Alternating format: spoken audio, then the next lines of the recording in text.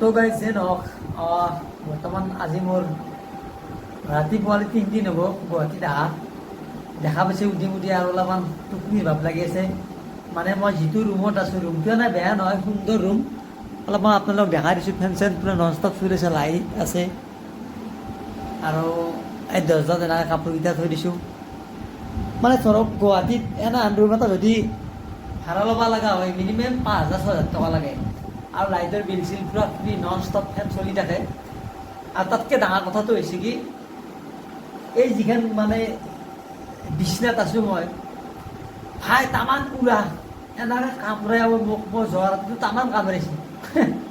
আজি দিনত মই এনে একবাৰ বাগাত দিলোঁ, 2টামান বজাত থকে কামুৰাইছে। এতিয়া আজি মানে কিছুমান বস্তু দিছোঁ উগাত চৌগাত। মানে এই মেইন কথাটো হ'ল, এই ৰুমটো ধুনীয়া আগতে আছিল, সি বহুত লেতেৰা আছিল। তাত ধৰি মই আজি দিপৰাই মই বহি ধুনীয়া কৰি পূৰা চাফা কৰিছোঁ দিয়ক। পূৰা চাফা কৰিছোঁ, চাক ধুনীয়া কৰি একদম। তাৰপিছত মানে মই খানা লৈ আহিলোঁ, মানে এতিয়া স্পুনিং পিন্ধি গ'লে খানা আনিব গৈছিলোঁ। এতিয়া কি খানা আনিলোঁ মই দেখাই আছোঁ আপোনালোক। তলত এনেকৈ বহি ল'লোঁ আৰু কি আছে দেখাই আছোঁ। বাপৰে বাপ, মানে এইটো হ'ল নেচৰা ভাজা। ভাজা বুলি কৈছোঁ দিয়ক, আমি যি যিকে গাঁৱলীয়া মানুহ ভাই। তাৰে পিছত আহিলে এইবাৰ চাক দালি আৰু বোলে ভাত আৰু তাতে কিবা আছে, নাই বোলে দালিয়ে। তো এইখিনি খাম আৰু খোৱাৰ পিছত আৰু আপোনালোকক শেষৰবন্তি জনাই আছোঁ। হয়, ভাত খোৱা হৈ গ'ল।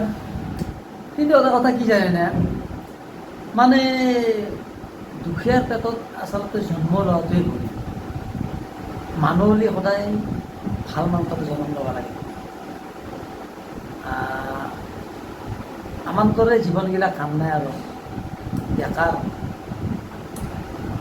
মানে বহুত সৰুৰ পৰাই কষ্ট কৰিলোঁ, মোটামুটি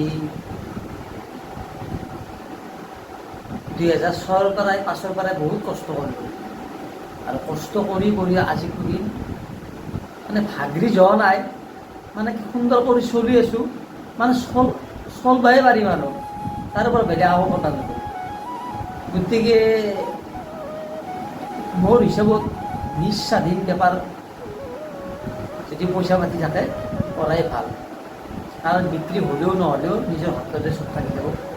কিন্তু বেলেগৰ তলত কাম কৰি এই দুনিয়াত কাম নাই ভাই, গোটাই মিছা। হয় না নহয় আপোনালোকে ভাবি চাওক। আৰু বেছি নকওঁ, এতিয়া ৰাতি বহুখিনি হ'ল, কষ্ট হৈছে, দিনটো কষ্ট কৰি আহিলোঁ।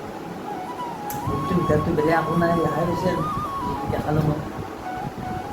আৰু নিশ্চয় যদি মোৰ ভিডিঅ'টো ভাল পায়, বেলেগ একো নকৰিলেও মোক অলপ আগবাঢ়ি যোৱাৰ কাৰণে প্লিজ ৰিকুৱেষ্ট, মোৰ যাতে চেনেলটো আপোনালোকে ছাবস্ক্ৰাইব কৰি দিয়ে। এইখিনিলৈ মই আপোনালোকৰ ওচৰত অনুৰোধ। জয় আই অসম।